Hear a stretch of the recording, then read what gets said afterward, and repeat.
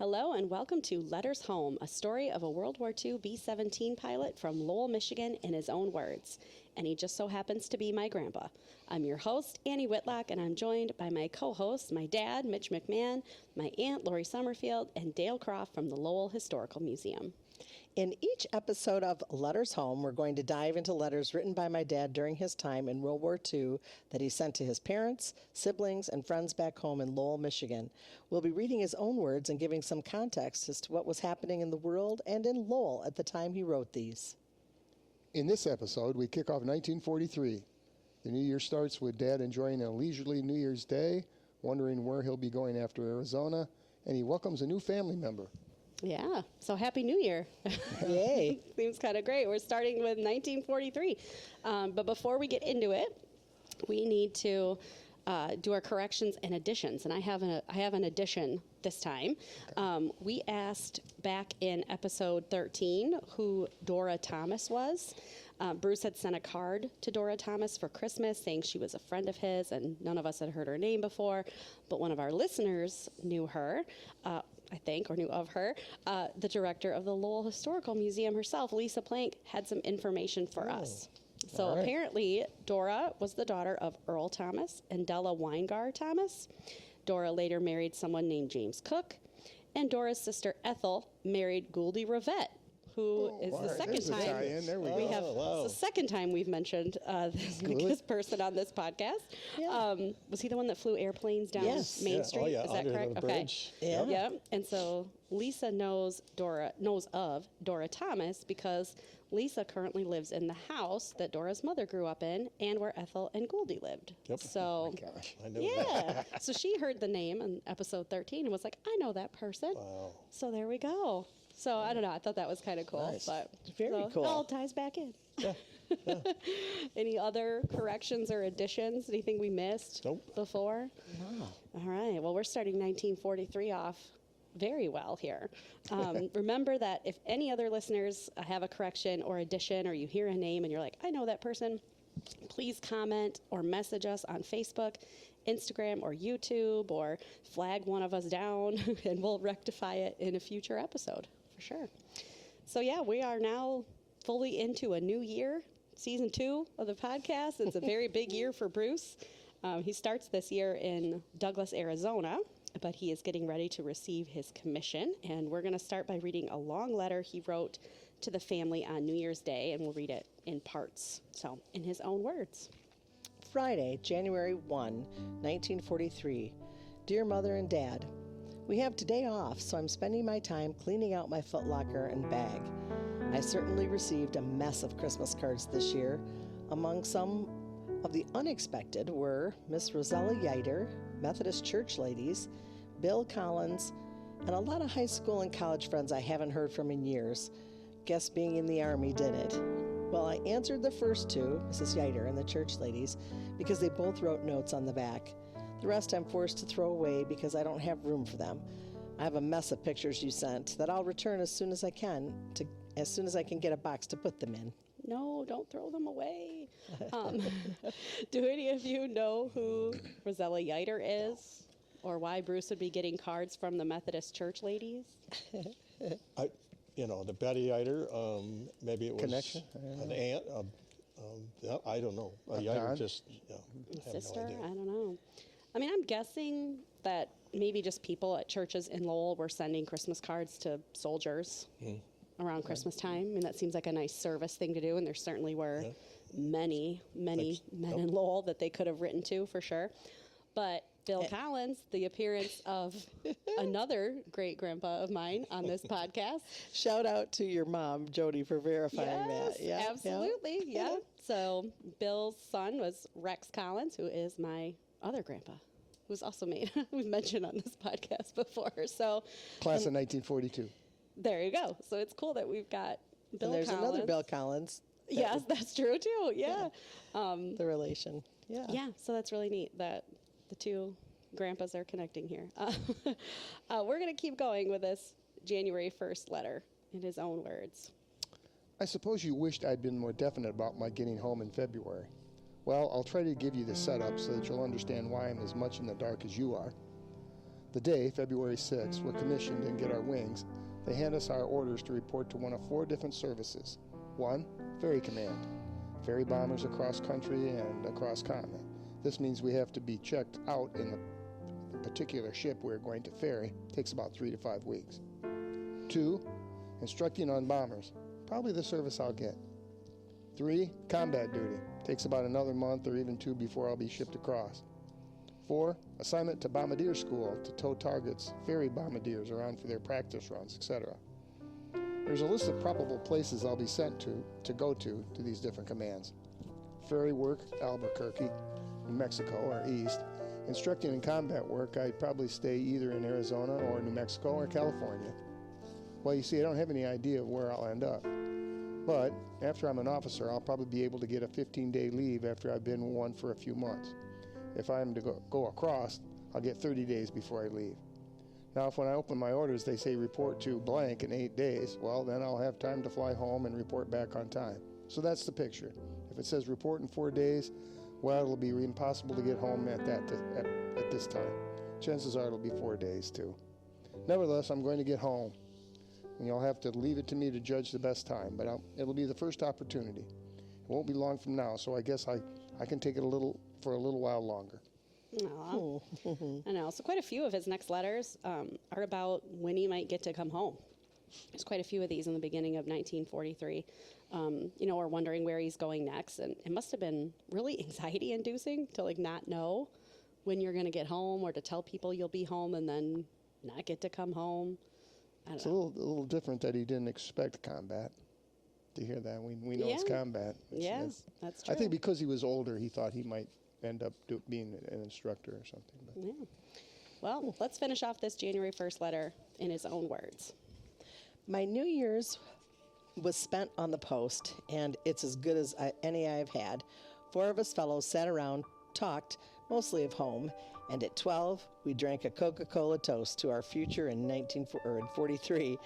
This morning, I got up at 8 and leisurely shaved and took a shower, then went down to the PX, had a cup of coffee and rolls, played a couple of pieces on the music box, and sipped coffee while gazing wistfully over the mountains to the east. No, not homesick, but just letting my mind project itself to you, eating buckwheat, etc. in the kitchen, with Dad saying, "Guess we got everything fixed after all the trouble we've had." How proud it makes me when Bern writes a letter about you, Dad, getting down under a bridge and putting in a new pipe. But Dad, please, for my sake, don't overdo. I know this sounds like I figure you an old man. Well, I don't. Heaven knows right today you can take more hard work and physical stress than I'll ever be able to. And I ain't no weakling.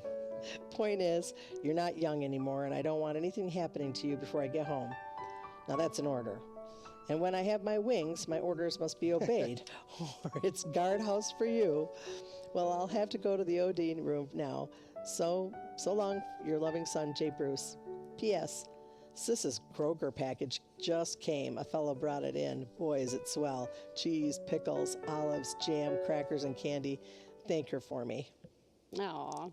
I mean, that New Year's Day sounds lovely. It does. Just, sipping coffee, playing music, just, watching the mountains. Time to be wistful. Oh, sounds nice, actually. And Mitch laughing the way the dad talks to his dad about, Yeah. just take My care. orders are going to have to be obeyed. Yep. That sounds like, this humor comes out in this letter. I'm just thinking about whether there was a Kroger in Lowell. Oh, yeah. 'Cause I don't remember a Kroger in Lowell. Yes. Yep. But I barely, I remember when there wasn't Meijer in Lowell, obviously, but I don't remember, what was it, Family Fare or something? Or There was an many. Eberhard's, and then, there was a Kroger, because I've asked some older siblings, and they said, yep, there was a Kroger. Didn't Mac Fonger own a Kroger? Right. Yeah, I think so. Oh, okay. Right. Canfield's where Fongers was. Matt Fongers is where Canfield was. Oh, that's right. Mm-hmm. There we go. All right, so there was a Kroger in Lowell. All right, nice to know. Caesar, where Caesar's Pizza is now. Mm-hmm. Oh, okay. That's where it was. Yeah. Well, at least when we were kids. Yeah. All right, well, Marion got a lovely package of Kroger. Yeah. Food Sounds good. to send to him. So he had a lovely New Year's Day, enjoying a lot of free food, coffee. Pickles, sounds olives, lovely. and jam. Mm. It sounds lovely. What a great way to start the new year.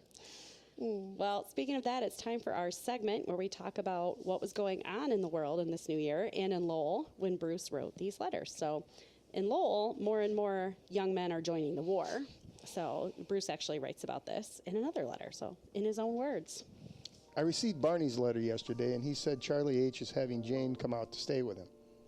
It'll sure be tough on her. Even the cadets' wives have a tough time of it, and their setup is not comparable to an enlisted man. So Elmer L. has finally entered the Army. I'll bet you'll miss him plenty. The crop of young fellows must be getting quite thin at home, thin enough to make it tough on those who are not in for some reason or another. Whenever you get worrying about me in here, think about how much worse it would be if I wasn't in the Army.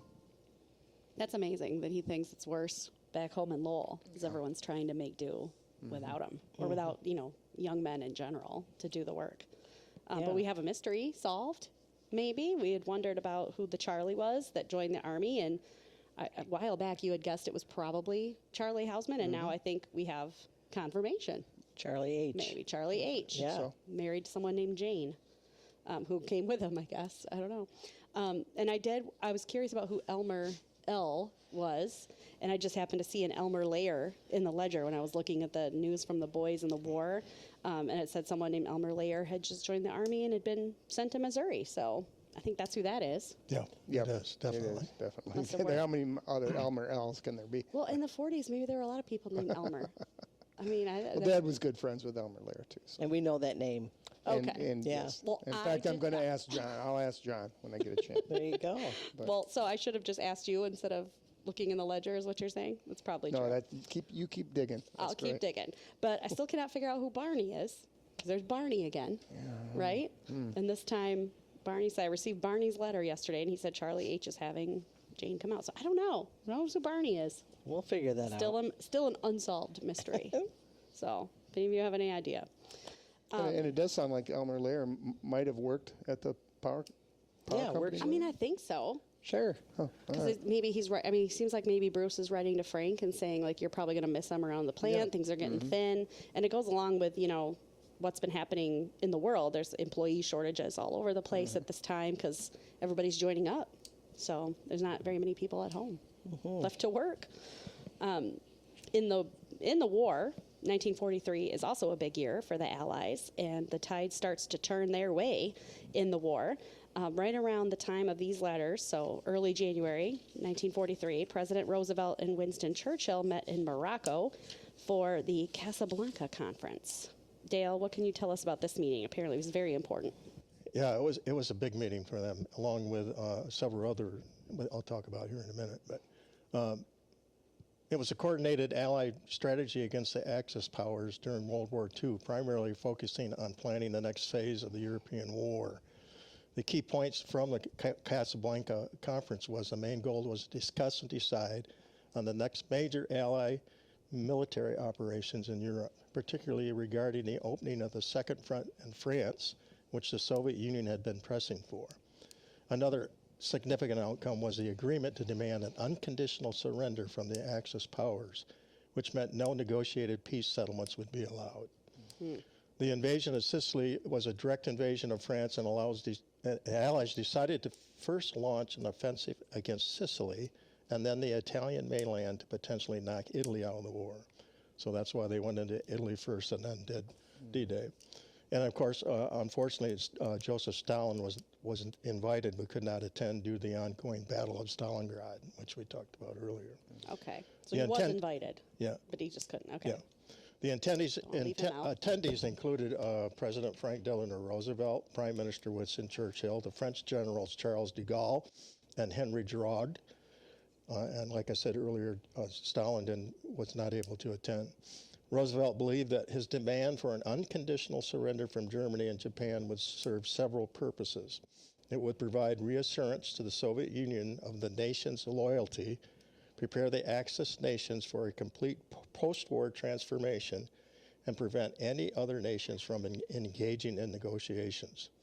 The major disagreements during the conference was whether to focus military attacks on the Axis powers in Europe coming up through Italy or to launch an attack on the European mainland across the English Channel. So they finally decided to do Italy and then France. And the important thing about Casablanca was it was the largest African port in the Atlantic Ocean, so it was a key military objective for the Allies to hold. And of course, General Patton brought in 33,000 troops to take the city into French Morocco from the Vichy French. That was the other group. There was de Gaulle and then the Vichy. They were kind of... It was like the puppet government in France, puppet right? government. Oh. So Patton came in to establish, once they agreed on all the information they wanted to hopefully get going. Okay. So, big on strategy. Wow. Yeah. Big, important meeting. And unconditional surrender. Yeah, that's huge. That's key. Yeah. All right. So that's going forward. So I think the tide turns after this meeting, and I think it comes out later that they met. They were meeting during this time, but I don't think the world knew they were meeting until. No, it was It was like top secret until a few weeks later, and then it kind of all comes out. I've read a couple books on it and how they secretly flew in planes. Churchill was flying in like a paratrooper plane and on a wooden bench, and it's amazing these guys. Cool. It's just amazing these guys flew in these conditions because their chances of not making it were pretty. Wow. That's true. And those That's a good little point. propeller jobs. Yeah, I don't know. Anyway, Learning so much. Got to keep it top secret. yeah, there's some great reads out there on this meeting and Churchill and Roosevelt, of course. That's great. If you get a chance, read them. So we're going to add to the. So this is why D-Day is 1944, because they went through Italy first. And Bruce does talk about Italy in the rest of this year. Later on in this year, he talks about that strategy. So we'll hear more about it for sure. But I want to kind of have our last segment be with one long letter from January 22nd that Bruce wrote to his family. We're going to stop here and there in the letter because this letter is just chock full of good stuff. So we'll start. Aunt Lori could start with it in his own words. Friday. Dear Mother and Dad, I received 2 letters from you today. The last one told of the 8-pound baby boy. Gosh, he must be a whopper. I'm sorry you didn't hear from me for a week. I don't have time to make note of when I write, so you'll probably get 2 one week and none the next. As soon as these last hectic 2 weeks are there, I'll be able to write more often and better letters. It's difficult to write when maybe you're in a lecture or the fellows are hanger flying around the ready room. Okay. What that means. No, I But don't. it appears that Veda has given birth to a whopper, a baby boy. 8 pounds is not a whopper. It's not that big of a baby. Maybe at that time it Oh, was. maybe. I mean, but maybe at that time it was considered. I don't know. But we know this baby is Frank because when Gail was on the podcast, she told us that that's who Veda was pregnant with in 1942.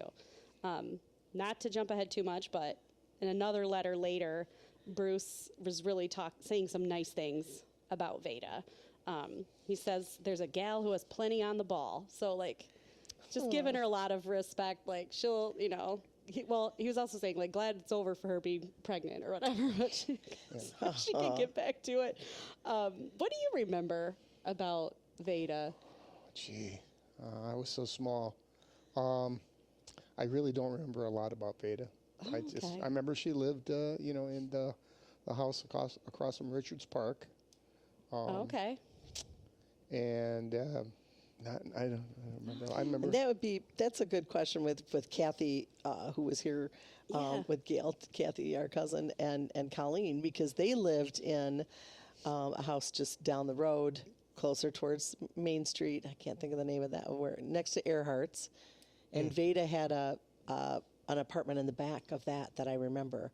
Because I think I remember going. Oh, I don't know. I think I remember going over there, and we just didn't go in there because their grandma. I mean, it was you don't want to bother her. It was a different. Oh, okay. Yeah. So I think she lived with Gail. I think.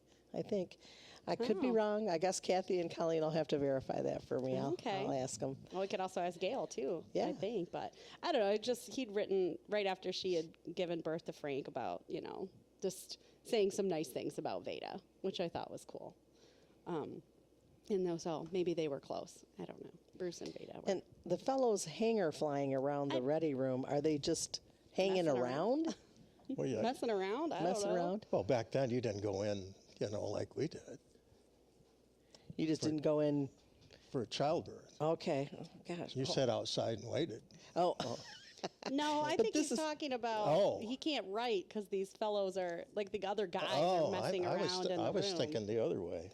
Yeah, I Oh, think they're there not at was the hospital. He's not. Yeah. Yeah, I don't know. In the I ready was thinking room. hanger flying. They were sitting outside the ready room. I don't know. Yeah. Like Oh, like in the like a waiting room. yeah. That's what Yeah, I I was don't know thinking. what a ready room is even. Well, we'll have to. Somebody will have to call in on that one. I don't know. Yeah. Well, we'll talk about So maybe we'll have to get Baby Frank as a guest on the podcast. that would be good. That'd be good. That would be great. fun. All right. Well, let's keep going with this January 22nd letter. So, in his own words. So much for how busy I am. We don't fly Saturday night, and so I'm going to Douglas. First time I've been off post in a month. I have some things to buy for my next move. I'm quite sure now that it'll be Salt Lake City, but for how long I'll be there or whether I'll be able to get a furlough then or not remains a military secret. Certainly by spring at the outside, I should be able to get home. Sometimes I wonder why I didn't try for officers candidate school. At least it only takes them 3 months, and then it's quite simple for them to get leaves. But even though this has taken me about 9 months and it's a lot tougher, the ultimate is worth it. Even though a second lieutenant of any other service, a flying officer with wings outrates any other second lieutenant or even a captain of some other division. Captain pay runs less than mine 12, as I get 50% of my base pay as flight pay. In case you're interested, my pay will be $250 per month. Aside from this, I'll get a $500 bonus each year of service. Not bad, eh? I also have a $10,000 life insurance that I can carry right into civilian life. On top of that is a pension, etc. That certainly intends to take care of their flight. They certainly intend to take care of their flight lieutenants. So Bruce talks a little bit about it here. I definitely do not understand like the rankings of second lieutenant in the Air Corps versus second lieutenant in the Army or captain, and definitely don't know anything about Army pay. Dale, what can you tell us about how the soldiers got paid? Well, I did a lot of digging on this, and of course the pay was, different sources. You had a lot of different pay. But Okay. I'll give you a basic idea here. But prior to World War II, serving in the military wasn't everyone's first choice and career. In 1939, the Army featured a roster of 189,839 servicemen before the war. That changed following the Japanese attack on Pearl Harbor. By 1945, there were 8,267,958 Okay. enlisted. Wow. Now, according to what I read, the military paid in cash. So when it was payday, you got cash. Oh, really? Okay. So That's interesting. 8,267,958 enlisted. So, and Just like have a I said, briefcase, there's gonna be yeah. all the Well, money? you look at some of the movies you see, they line up and they get paid cash. Wow. Okay. So, like I said earlier, the salary is very depending on the source. So, a private earns $50 a month. Second lieutenant was $150. Captain was $200, and a major was $250 a month. But they could increase their pay, like we just read about with Bruce here. They did pay parades. Soldiers were paid at parades held within their units, so they got extra money. Currency conversion. Once again, the cash could be converted to the country they were in to help them out on that. Base pay. Soldiers received a base pay for their rank, which increased by 5% after 3 years of active service, which Bruce talked about. Foreign service. Soldiers received 10% increase for officers and 20% increase for enlisted soldiers for foreign service. Now, this one I kind of found shocking, I guess, because the soldiers' pay was reduced by $22 per month if they had dependents. It was reduced? But the government covered the rest up to $50 per month. So, Okay. That's in interesting. case of the soldier's death, and Bruce talked about that in the letter, they had an insurance policy of $10,000, which was given to Okay. the wife. They had badge pay. Combat infantry received $10 per month for combat infantry badge and a $5 per month for expert infantry's badge. And they earned points. Soldiers earned points for each month of service, overseas service, battle stars, decorations, and dependent children. Soldiers were given 1 point for each month of military service and 1 additional point was given for each month of overseas service. Each battle star or decoration earned a soldier 5 points. Soldiers were awarded 12 points per dependent child up to a maximum of 3 children. So your pay could fluctuate depending on where you were, you know. Yeah, a lot of Okay. things went into it. Yeah, there was a lot of options there. Wow. But 8,267,958. Wow. That's From a lot. 100,000 In From- cash. in one year. Yeah, from 189,839 in 1939. Oh, no wonder Oh, they a needed all couple those years war ago, so- bonds. Yeah. Yeah. Paying So, everybody in yeah. cash. So when Pearl Harbor happened, boom, everything Okay. went crazy. So, Yeah. Well, he does talk about also having to like buy his own uniform stuff and get his own way to the bases sometimes. Right. Not always. I don't know. Yeah, he'll talk about getting reimbursed for his travel or yeah. having to spend a lot on a Yeah, uniform like you said, or something. yeah, they had to pay for their own uniforms. So, Yeah. yeah. So, It must have been a crazy time for the government. I mean, they were making it up as they went along. I would imagine. guess, Some yeah. of it. I would think so. and some of these sources I went to showed what it was worth in today's money. So, you know, like the $50 a month thing was worth, I can't remember offhand, $20,000 a year or something like that. Wow. So, Not too much, but Yeah. okay. Well, let's finish this January 22nd letter. So, in his own words. As soon as I'm settled, I'm going to start sending home a wad of money each month. There you go. I hope you'll buy things you want, but figure you can't quite afford with it, and bank the rest. You know, I've always wanted you to do this, but you never wrote and told me of even buying a pin with any of it. It's funny you wouldn't at least buy a dress for me or even a new necktie. So long for now. All my love and prayers, your loving son, J. Bruce. P.S. What's this I hear that I'm supposed to be getting pretty serious with someone back home? It's news to me. Ooh, the P.S. The rumors go. are swirling. There we go. Yay. The small Yay. town gossip over here. So we know that Bruce has not been home since May 1942. So, and it's now January 1943 in this story, so it's several months. So anyone that he would be getting serious with back home would have to be through letters, I would think, right? Or phone calls, like, because No, he hasn't it been was home. tough to make phone calls, so yeah. That's true. probably Letters. It would be tough. Would lot of Grandma those Maggie letters. count as someone back home if she was living in Ann Arbor at the time? Probably, Sure. maybe. If she lived Yeah. in Lowell before. Does back home just mean in Michigan in general? I don't know. I think this is our first rumor of Grandpa and Grandma getting together. That's what I think. There's a lot of letters. There's a lot of letters. And a couple of them that I remember thinking, you know, they weren't, I mean, obviously they were just like love letters that I remember thinking I was a little embarrassed to read. Not anything inappropriate, it was just Personal. personal. Yeah. Okay. Yeah. So, Well, we need to get some of those letters scanned in here. I won't make you guys read them if you want. I'll bring one. I have one that I kept. there's one coming up. Oh, good. Yeah. Yeah, There's a letter too. Yeah. But I think this is the start. I think my guess, it's pure speculation here. This historical gossip, but I think somehow. Historical gossip. Well, I mean, I don't know. I can't confirm this with That's right. anybody. So it's the ultimate gossip.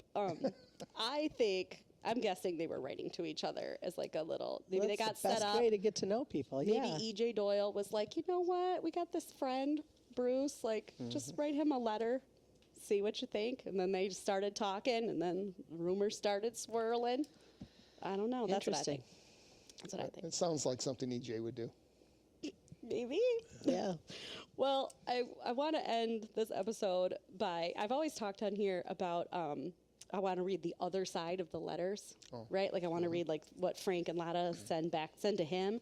And in early 1943, as I was like researching this episode, I saw in a letter that Bruce wrote, "For a while, I saved all my letters, but I had to stop that in basic. I almost had my suitcase full, so I just up and burned the whole bunch." Oh, nuts. And I read this and yelled. I literally was like, "Oh, no." I yelled out loud because that's, so now we know what happened to them. He just didn't have room. So I just think this is funny, like how we know anything about history is just what people have saved. And it makes sense that in 1943 he's got a bunch of stuff. He's moving around. He's like, I don't have room for all these letters. I'm just going to burn them. You know, now 80 some years later, his granddaughter is like, no, I want to read these. He didn't know we'd be making a podcast about all these letters that he did save. I just thought that was, it's kind funny. of random, like how we know what we know. But I'm thankful for Bruce for keeping as much as he did. So I appreciate that, documenting his story. There goes as much as season he 7, did. 8, and 9. I know, we could have had so much more. Yeah, all right. I just would have liked to have had those letters. That's all I'm saying. So yeah, if you find any other ones, Aunt Lori from Grandma Maggie, I want to read them. But we're going to keep going in 1943 with what we have, and we're going to keep piecing the story together as it goes. But I definitely read that and was like, no, don't burn them. It's too late. But thank you all for listening to Letters Home. We hope you continue to listen as we go through Bruce's story. You can listen to Letters Home on Spotify, Apple Podcasts, or the Lowell Historical Museum website and YouTube channel. New episodes drop every Thursday. The Lowell Historical Museum has digitized versions of Bruce's letters, so you can read them in full, along with primary sources for most of the people, places, and events we've talked about here today, plus more. You can also follow the Lowell Historical Museum on Facebook and the Letters Home podcast on Instagram at Letters Home Lowell. Thank you to Roger McNaughton for our podcast music and to WRWW 92.3 FM for letting us record in their studio at Lowell High School every week. Tune in or stream WRWW at lowellradio.org. See you next time.